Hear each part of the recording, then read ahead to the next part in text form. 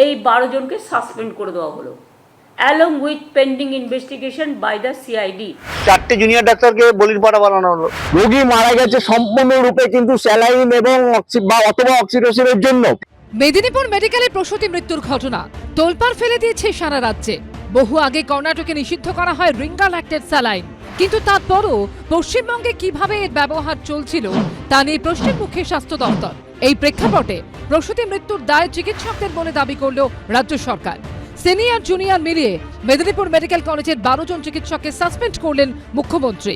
এরই সঙ্গে ঘটনার দিন কর্তব্যরত এক সরকারি চিকিৎসকের বিরুদ্ধে চাঞ্চল্যকর অভিযোগ তুলেছেন তিনি। এই নেগলিজেন্স যারা করেছেন, ডিউটি থাকা সত্ত্বেও ডিউটি পালন করেননি যারা ট্রেনি তাদের হাতে সিজারিয়ান ছেড়ে দিয়েছেন যারা। একজন তো শোনা গেছে তিনি ওখান থেকে বসে আরও 3টে অপারেশন নাকি করেছেন। ওখান থেকে কত কিলোমিটার দূরে নারায়ণ কেসটা বলো?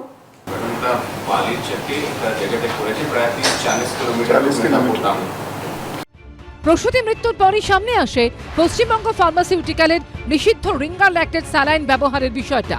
চিকিৎসকদের বড় অংশের দাবি প্রসূতির সংকটের দায় রিঙ্গাল্যাক্টেডের, কিন্তু সরকার চিকিৎসকদের বিরুদ্ধে কড়া ব্যবস্থা নিলেও এই বিষয়ে নীরব।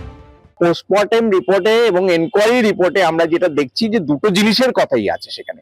সেটা হচ্ছে একটা হচ্ছে স্যালাইনের কথা, রিঙ্গাল্যাক্টেড স্যালাইনের কথা, আরেকটা হচ্ছে অক্সিটোসিন যে ইনজেকশনটা দেওয়া হয়েছিল সেটার কথা। স্যালাইন যে অত্যন্ত বিষাক্ত স্যালাইন, যেটা কতগুলো রাজ্যে ইতিমধ্যে যেটা নিষিদ্ধ হয়ে গেছে, সেন্ট্রাল ল্যাবে যেটা ফেল করেছে, সেই স্যালাইনকে আজকে এখানে চালানোর জন্য এবং তাদের যে ঘাড়ে যে দোষটা রয়েছে, যে অপরাধ তারা করেছে, সেই অপরাধটাকে ঢাকা দেওয়ার জন্য আজকে ডাক্তারদের দিকে আজকে মানুষের দৃষ্টি ঘুরিয়ে দেওয়ার জন্যই এই ঘটনা ঘটিয়েছে বলে আমরা মনে করি।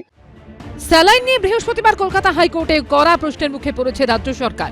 প্রধান বিচারপতি টি.এস. শিবকানামের বেঞ্চ রাজ্য সরকারের কাছে জানতে চায়, স্যালাইন বন্ধ করতে বলা হয় 2024 ডিসেম্বরে, নিশ্চিত কোনো কারণ ছিল, কিন্তু কেন তাদের ওষুধ ব্যবহারের ক্ষেত্রে নিষেধাজ্ঞা জারি করা হলো না?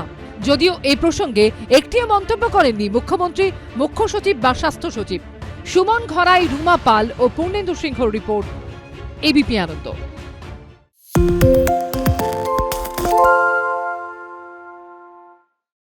সত্য অন্তহীন, সত্যের খোঁজও তাই, সত্য সন্ধানে তাই আমরা অক্লান্ত, অকুতভয়। এবিপি আনন্দ নতুন ভাবনার প্রতীক, যা মনে মুক্ত, তথ্যে যুক্ত এবং যাবতীয় সীমানার বাঁধন থেকে মুক্ত। সীমা না শব্দটির মধ্যে লুকিয়ে আছে মানা শব্দটি, যেন চোখ রাঙানি এক অদৃশ্য বেড়াজাল, যা আটকে রাখে আমাদের এক ছোট্ট গণ্ডির মধ্যে। একমাত্র সঠিক খবরই গড়ে তুলবে এক মুক্ত সমাজ। সেই জগৎ গড়ার লক্ষ্যে কোনো সীমানার ঠুকুটি আমরা মানব না। এবিপি আনন্দ এগিয়ে থাকে, এগিয়ে রাখে।